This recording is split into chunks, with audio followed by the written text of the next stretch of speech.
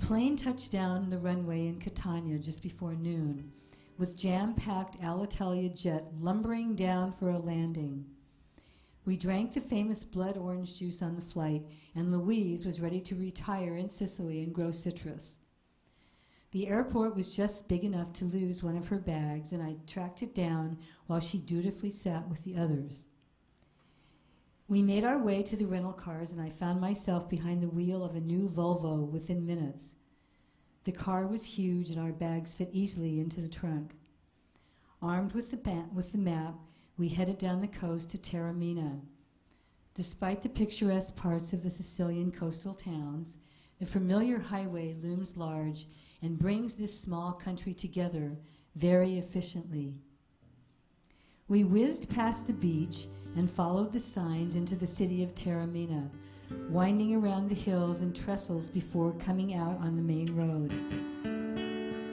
Louise carefully read the directions to the hotel, which was on the hill above the town, next to the famous Mount Etna volcano.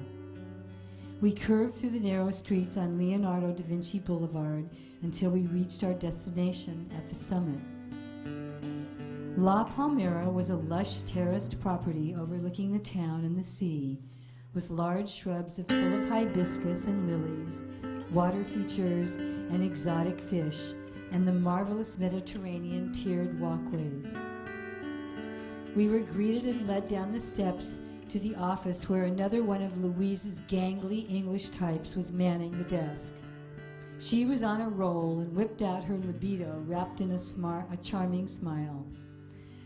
I admired the sweeping views of the coast while she checked in, noting the close proximity to the explosive Mount Etna just across the gorge to the north.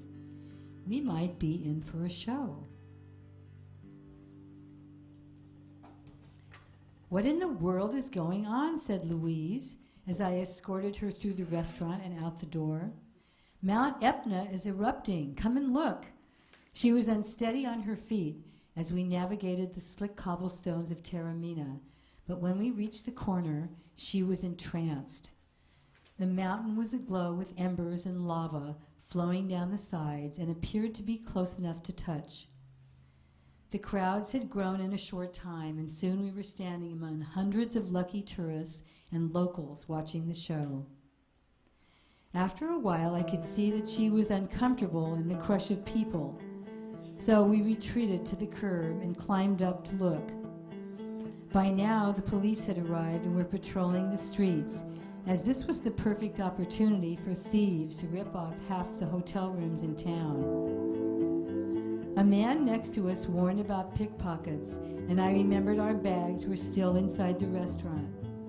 Louise promised to stay put next to a large pole, and I ran down the street to El Duomo. When I entered this time, the large striped shirt had returned and was on his cell phone, talking excitedly in Italian. He waved merrily at me as I passed, describing the exploding mountain outside. Our waiter was standing at the table supervising the removal of our plates when I grabbed our bags and asked him for the check. He looked amused, as if to say, "Haven't you ever seen a volcano before?" Never mind his attitude, he escorted me to the front desk and ran my card while I retrieved the icy bottle of rosé for my cousin.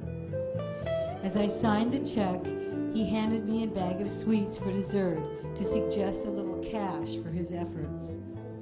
I was happy to oblige and hurried out the door as a drunken man stumbled out of the dining room. "Hey, what the hell is going on out there?" he said. I knew there would be a stampede soon. When I reached Louise, she was hanging on to the pole with starry eyes, watching the plumes of smoke and fire erupt from Mount Etna. "Let's get a taxi and go home. We'll watch from there." I showed her the bottle of rosé, and she was mine. We ran down the empty street to the taxi stand, and soon were traveling up Leonardo da Vinci Road to our hotel. Local citizens were sitting on their decks and lawns, watching the show, and a large TV truck was parked on the turnout before we reached the hotel. The driver chattered away as we watched the volcano and opened the eyes to let us out. People had gathered on the terrace of La Palmera, and the kitchen staff was serving drinks and snacks. They waved as we went down the path to my room. The terrace door was open and sparks shot through the sky in front of us.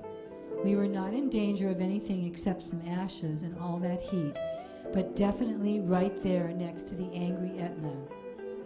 Louise sat down on a lounge and I gave her the bottle of wine. "I can't believe this is happening," she exclaimed, drinking from the bottle. Soon there was a knock at the door and a girl entered with a plate of little cakes and 2 bottles of wine. "It's a celebration," she said in broken English.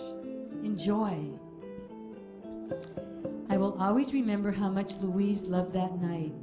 Of all the times we were together, now we were kids again. We stretched out on the lounges and watched the show, gasping at the immense volume of material flowing down the mountain next to us. We could smell the lava and smoke a little, but the winds were kind enough to blow most of it out to sea.